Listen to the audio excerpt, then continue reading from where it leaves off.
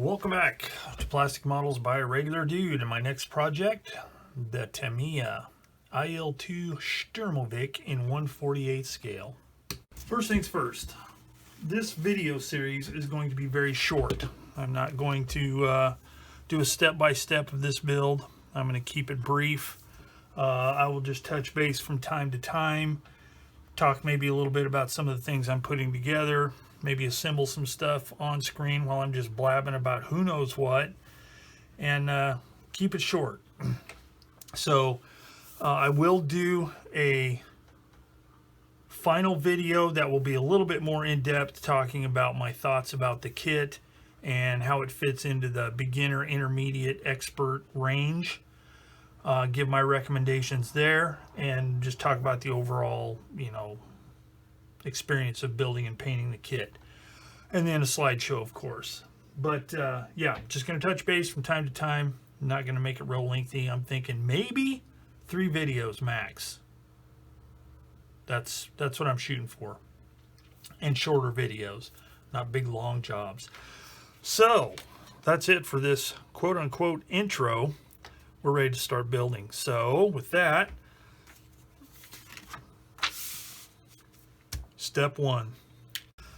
I forgot to mention, the aircraft I'm going to be doing is version B, 566th SHAP, whatever that means. And the main reason I'm doing that is because I like that particular decal option. Version C is kind of plain, just got a star and a number, and that's pretty much it. Version B, the one I'm doing, has this cool little arrow with a forest in it, and some verbiage and stuff like that. Cool stripe on the tail, that kind of thing. So that's why I'm going with that particular version. This version here, version A, is pretty cool too. It's got all this crazy Cyrillic on the side, and then it's got this cool little eagle artwork on the tail. That's kind of cool looking, but I think I'm going to stick with B, at least for now. Also, real quick disclaimer for all of you hardcore people out there, I'm going to be using Tamiya's recommendations for the colors. I am not going to do a lot of research on the colors to see what brand is the closest or any of that kind of thing. I'm not even going to buy any MRP or SMS paints, which is my preferred paint right now, to do these colors. I want to use what I've got on hand, and I have all of these Tamiya colors in my drawer, so that's what I'm going to use. So if they're not 100% accurate or correct, I know this, I don't care. So on with the build. So I'm going to get all these parts cut off here and ready to go. I'm going to get some of them assembled and get everything done all the way up into step 5, it looks like, or even more. What I'm going to do is I'm going to go through the instructions, and I'm going to paint as much as I can in XF22, which is the interior color. I'm going to get as much of that stuff painted so I'm not having to fill and clean and fill and clean the airbrush. So I'll be looking ahead, finding stuff that is that color, and I will be getting that stuff painted. And if I come across any assembly things I want to talk about, I'll stop and video it. Otherwise, when I come back, I'll be ready to start assembling all this stuff together that's been painted. First interjection, this part here is the back where the seat goes for the pilot. And as you can see, there are some masks involved. Now, apparently these are like little windows so he can look over his shoulder or whatever. But the point I want to make is, this is kind of cool that, and I think manufacturers are kind of going this way really, but it makes sense. You've got couple of windows here. Instead of making separate windows that just aren't going to fit properly, just mold the whole thing in clear, mask off the glass parts, and paint it. Personally, I think that any kits that have glass in them should be molded in clear. So all you have to do is just mask off the clear parts and paint the rest of it. but that's just my opinion. Anyway, on with the building. Quick check-in. So I've got pretty much all the way up to step 8 done.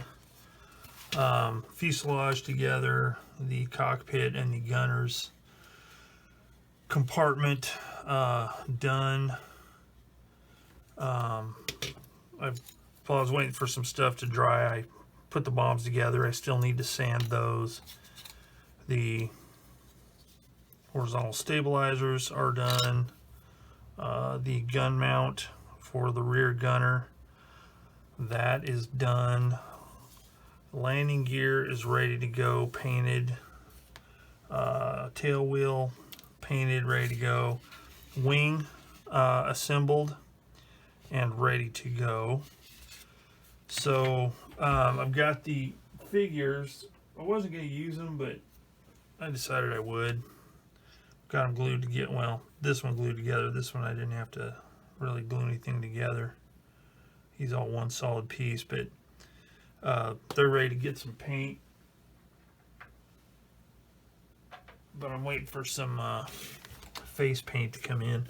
I've got these other smaller bombs here. I just need to do the seam work on that, sand them, and then put the glue the fins in place.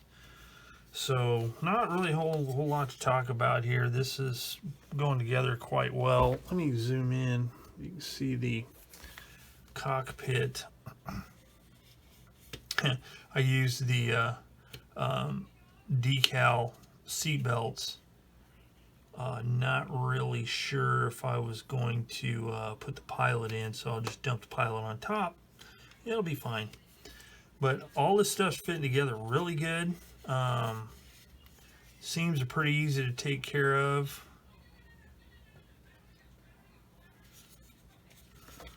And I'll be ready to glue this on here pretty quick, the wing. I had to drill some holes for the bomb racks and stuff like that.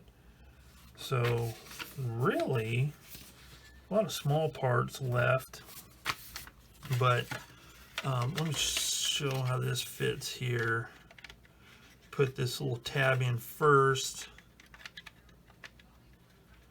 And then make sure that all of this goes in between those raised bits there. And it just snaps into place like that. And as you can see, it fits really well. There ain't no filling going to be going on there. I will have to sand a little bit there, but as you can see, it just all fits really good, which is typical of modern Tamiya kits. So that's where I am. So I'll continue working, come back once I pretty much have everything constructed, I think. Well, I got a little bit ahead of myself. So from the last part, I've pretty much totally completed construction with the exception of the gun mount, tail wheel, main landing gear wheels,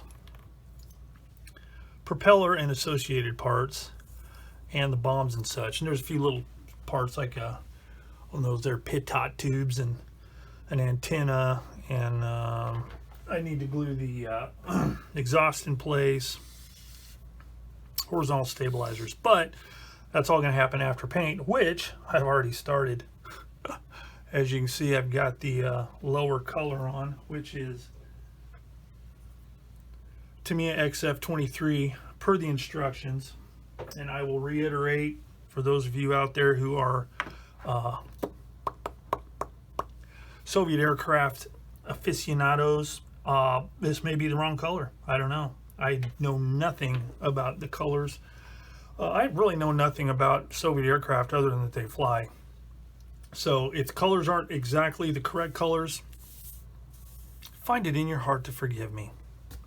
But anyway, so I think I'm going to end this video here, and next time when I come back, I will finish painting the bottom, and we'll get on with painting the upper surfaces and stuff like that, final assembly and all those shenanigans. So as always, thanks for watching Plastic Models by Regular Dude and the part, whatever this is, I'm not sure, of the Tamiya 1/48 scale IL2 Sturmovik. If you have any questions, comments, hints, tips, concerns, anything like that, put them in the comments section down below. Thanks for watching. Bye.